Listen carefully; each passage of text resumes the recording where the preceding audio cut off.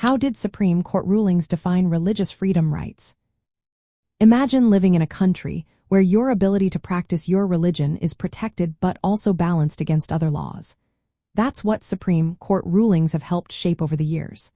The court has played a big role in defining what religious freedom really means in the United States. It all starts with two parts of the First Amendment. The first is the Free Exercise Clause, which says you have the right to practice your religion freely without government interference. The second is the Establishment Clause, which prevents the government from establishing or favoring any religion. In the early days, the court used tests to decide if laws were fair. One important test was the Lemon Test, from a case called Lemon v. Kurtzman in 1971. This test looked at three things.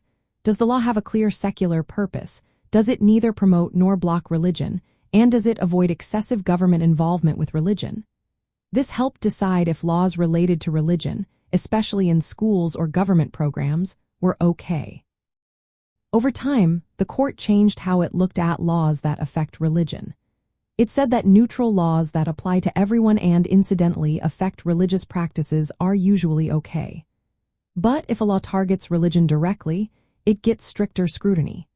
The Religious Freedom Restoration Act, passed in 1993, requires courts to apply a strict test when a law burdens religious exercise.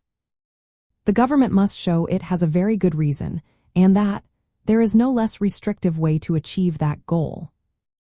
Recently, the court has been more open to protecting religious activities. It has allowed government funding for religious schools and accommodations at work for religious practices. But this has raised questions about how much the government can favor religion without crossing the line. Knowing your rights means understanding that you can practice your religion freely most of the time.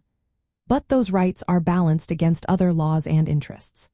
The government cannot endorse religion but can enforce neutral laws that happen to affect religious practices, as long as they meet strict scrutiny.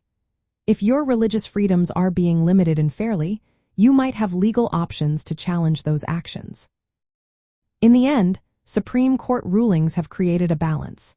They protect your right to believe and practice your religion while also keeping the government neutral. These decisions influence how religion is treated in schools, workplaces, and public spaces.